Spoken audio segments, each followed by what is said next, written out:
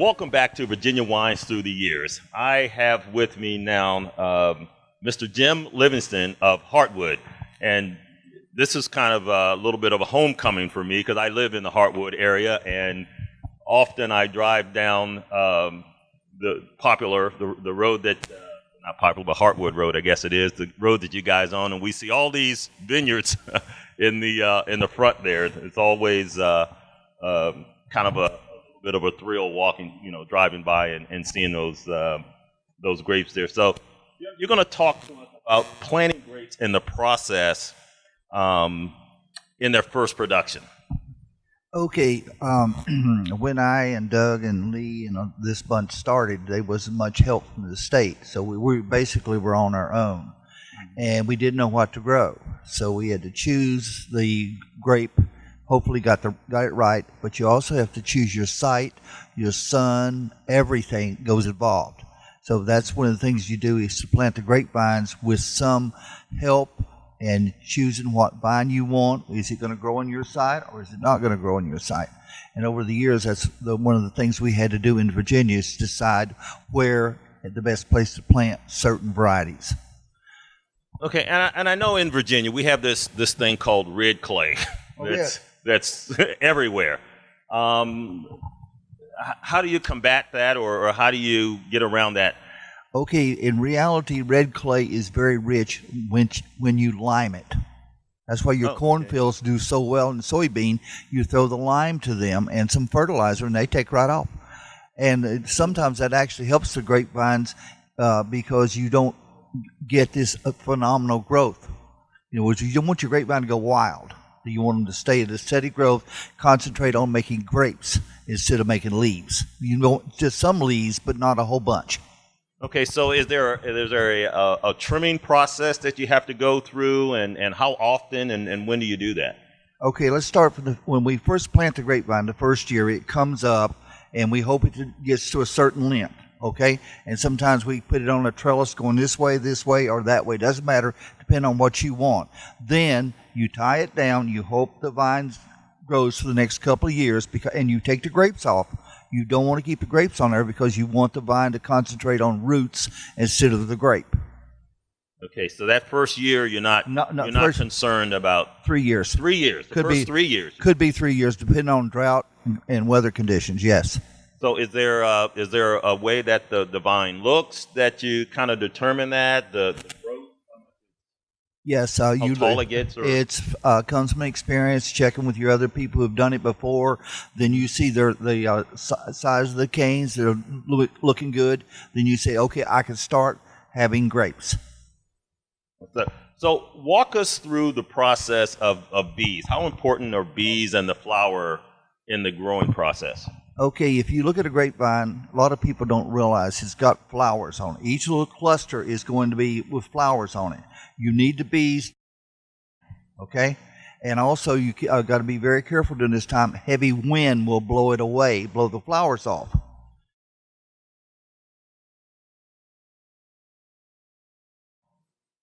So we're still with the bees just like anybody else.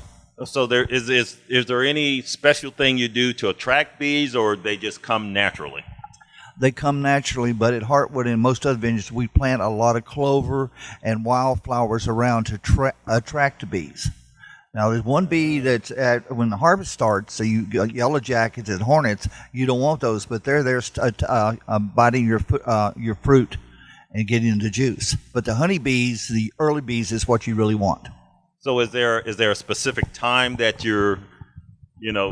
those bees come in, or you're looking to get the grapes off the vines in a certain time, or how does that process work? Okay, we usually start flowering, bud break, stuff like that in around April, around where I am. And then they open up, you get your flowers and things like that, and hopefully you've got your bees there for that kind of period. But the early part is when you need your bees. So talk to us a little bit about the Virginia grapes versus the California grapes versus the I know it's a big long subject there, but help us out a little bit there. Our style in Virginia is different from California. We grow some of their grapes, and now they grow some of them out. I started with something called a French hybrid. It's a more hardy grape. Then we found out through experience that we could grow Chardonnay, Cabernet, and all they call the great vinifera grapes. So Virginia was there, and we didn't know it. It just took people to go start planting grapevines and start making decent wine, and that's where we are today. So how fierce is that competition? I mean, we hear Virginia versus California, East Coast, West Coast.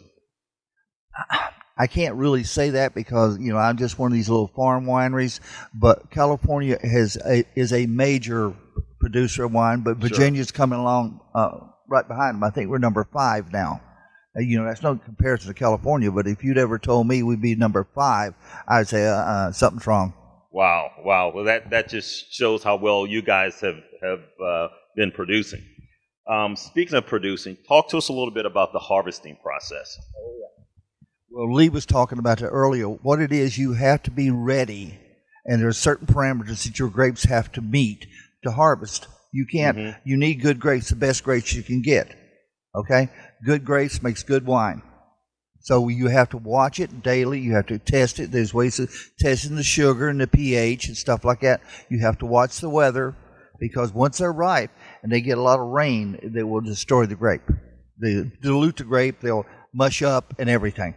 Is that because they're getting too much rain? Too much rain, too much water is being soaked up through the thing. So yes, that's a really it's in that process. Timing is really important. It's everything in the vineyard. It's all timing, and you lose a lot of sleep, to tell you the truth. Well, it sounds like you guys do a lot of work to bring us these fine wines that we enjoy at dinner and lunch and breakfast and all times. It gets under your skin once you try it. It's hard to get away from it. You got to keep going, even in the vineyard and in the cellar too. It's difficult, but yeah. So how long have you been growing grapes? I have been growing grapes or helping people for about 40-some years. So you're my vineyard, I planted one in the early 70s called Deweese, wow. And I put all these experimental plants to see what would grow and what would make decent wine.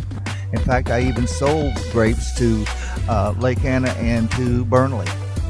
That is awesome. Well, Jim, I want to thank you for taking the time out of your busy day. I know it's a busy time of year for you guys to come down and be a part of our show. Thank you for joining us. It's been a pleasure. All right, and we'll be right back.